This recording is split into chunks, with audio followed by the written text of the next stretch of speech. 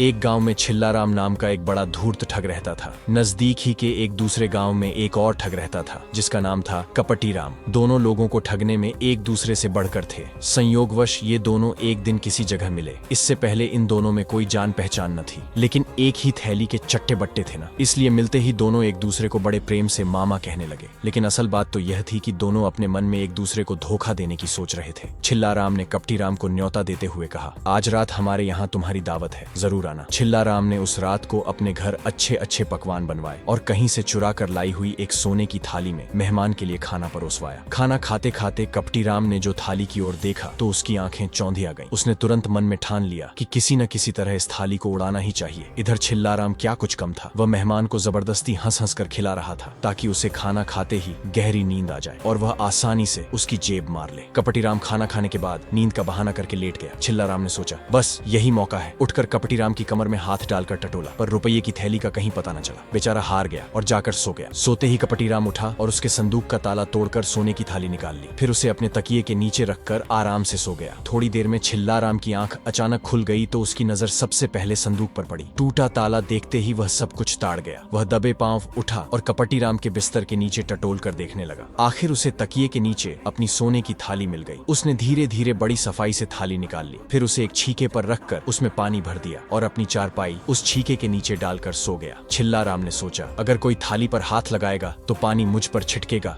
और मैं जाग जाऊंगा। कपटी राम आंख बचाकर यह सब देख रहा था, क्योंकि वास्तव में वह सोया नहीं था। उसने छिल्लाराम को सो जाने दिया। फिर उठकर चूल्हे से थोड़ी राख उठा लाया और धीरे धीरे पानी में डालने लगा। बस थोड़ी ही देर में राख ने सारा पानी सोख लिया। अब बिना किसी दिक्कत के उसने थाली नीचे उतार ली और नजदीक के एक तालाब में छिपा दी। फिर आकर चुपचाप ऐसे सो गया जैसे कुछ जानता ही न हो। इतने में छिल्लाराम जागा और आंख खोलते ही छीके की ओर देखा तो थाली गायब थी। लेकिन वह भी कोई उल्लू का पट्टा तो था नहीं। वह तुरंत कपटी राम की चारपाई के पास गया और उसकी ओर गौर से देखने लगा। उसे कपटी राम के तलवों में कीचड़ लगा हुआ दिखाई दिया। वह तुरंत भांप गया कि हो न हो, जरूर यह मेरी थाली तालाब में छिपा आया है। वह धीरे धीरे उसकी चारपाई के पास घुटनों के बल बैठ गया और पैर चाटने लगा ताकि यह पता चले कि वह पानी में कितनी गहराई तक गया है, क्योंकि वह जानता था कि पैर जिस गहराई तक पानी में डूबे होंगे वहां तक फीके होंगे। और उसके बाद नमकीन कपटी राम के पैर घुटनों तक फीके लगे। इससे छिल्लाराम ने जान लिया कि वह घुटनों तक पानी में गया था। वह तुरंत दौड़ता हुआ तालाब की ओर गया और घुटनों तक की गहराई में इधर उधर खोजने लगा। जल्दी ही उसकी मेहनत रंग लाई और वह थाली लेकर खुशी खुशी घर लौटा। इसी बीच कपटी राम की आंख खुली तो उसने देखा कि छिल्लाराम का बिस्तर खाली है। वह समझ गया कि वह थाली की खोज में गया होगा। उसने सोचा, यह तो बड़ा गुरु घंटाल मालूम होता है,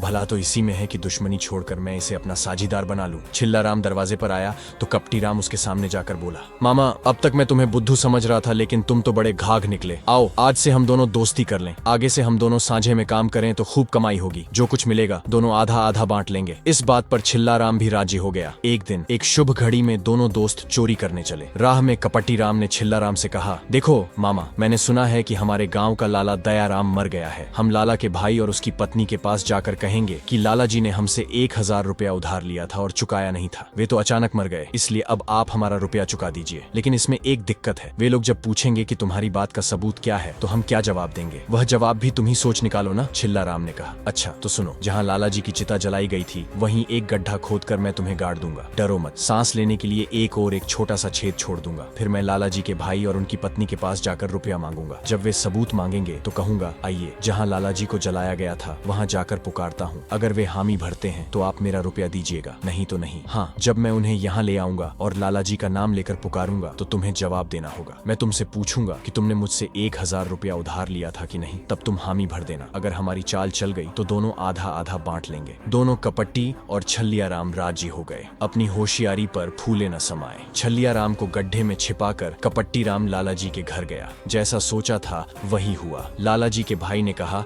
कि बिना किसी सबूत के हम रुपया नहीं चुका सकते। तब कपट्टी राम उन्हें मरघट में ले आया और लाला जी का नाम लेकर पुकारने लगा। क्यों लाला जी, आपने मुझसे 1000 रुपया उधार लिया था कि नहीं? कपटी राम ने पूछा। हाँ लिया था, क्यों नहीं लिया था? छल्लियाराम ने गड्ढे के अंदर से जवाब दिया। बेचारे लाला जी के भाई ने समझा कि सचमुच लाला जी ही जवाब दे रहे हैं। उसने कपट्टी राम को घर ले जाकर 1000 रुपए गिन कर दे दिए। कपट्टी राम वापस लौटकर उस जगह आया जहाँ जमीन के अंदर छल्लियाराम उसकी राह देख रहा था। उसने एक बड़ा पत्थर उठाकर गड्ढे के मुंह पर रख दिया ताकि छल्लियाराम आसानी से बाहर न निकल सके। फिर रुपये की थैली उठाकर 9 2 11 हो गया। भीतर से बेचारा छल्लियाराम, मामा पुकारता रहा, लेकिन वहाँ कौन था? उसका मामा तब तक आधा मील दूर चला गया था। छलियाराम समझ गया कि उसे धोखा दिया गया है। बड़ी मुश्किल से उसने एक और छेद किया और अधमरा सा गड्ढे के बाहर निकला। उसने तय कर लिया कि किसी न किसी तरह इसका बदला जरूर लेना चाहिए। गांव के बाहर जाने के लिए उस मरघट से होकर एक ही रास्ता था। छलियाराम अपने कपट्टी मामा को खोजता उसी रास्ते पर चला।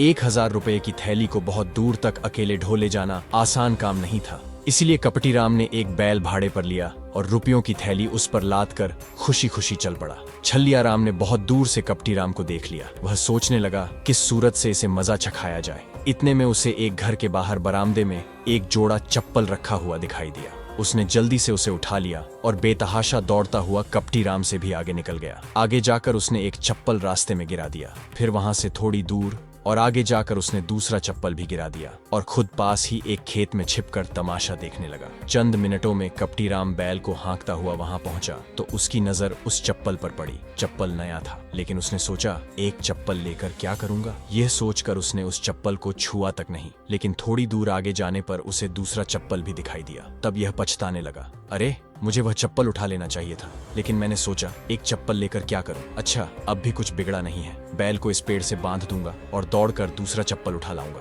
यह सोचकर उसने बैल को पेड़ से बांध दिया। वह जगह बिल्कुल सुनसान थी और रुपये की थैली भी भारी थी, इसलिए उसने उसे बैल की पीठ पर ही छोड़ दिया और दूसरा चप्पल लाने पीछे दौड़ा। उसकी आंखों की ओट होते ही छलियाराम बाहर निकल आया और जल्दी से बैल को भगा ले गया। थोड़ी दूर ले जाकर उसने बैल को छोड़ दिया और रुपये की थैली लेकर एक पुल की ढेरी में छिप गया। कपटी राम जब लौटा तो बैल लापता था। वह समझ गया कि हो न हो यह छलियाराम की चालबाजी है, उसके सिवा और कोई यह काम नहीं कर सकता। वह इधर उधर ढूंढते हुए उसी राह से चलता गया। रास्ते में जब उसे पुल की ढेरी दिखाई दी तो उसने सोचा आसपास में तो इस पुल की ढेरी के सिवा छिपने लायक कोई जगह नहीं है। अगर वह छुपा होगा तो यहीं छिपा होगा। ये सोचकर वह उस पुल की ढेरी को उलटने पलटने लगा। जब छलियाराम ने देखा कि उसका भांडा फूटने वाला है और वह किसी तरह भाग नहीं सकता तो वह खुद बाहर निकल आया। उसे देखकर कपटी राम ने कहा, देखो हम आपस में बेकार क्यों परेशान हो, आओ यह रुपया आधा आधा बांट लें। इस पर छलियाराम भी राजी हो गया। दोनों ने वह रुपया आपस में बांट लिया और खुशी खुशी घर चले गए। तो दोस्तों, छलियाराम और कपटी राम की इस ठगबाजी भरी कहानी ने हमें यह सिखाया कि चालबाजी से भले ही कुछ समय के लिए जीत हासिल हो जाए, लेकिन अंत में हर चाल का एक तोड़ होता है। अगर आपको ये कहानी पसंद आई हो और आप ऐसी ही मजेदार कहानियां और सुनना चाहते हैं तो हमारे चैनल को लाइक करें, सब्सक्राइब करें और बेल आइकन दबाएं ताकि हमारी हर नई कहानी आप तक सबसे पहले पहुंचे। मिलते हैं अगली मजेदार कहानी के साथ।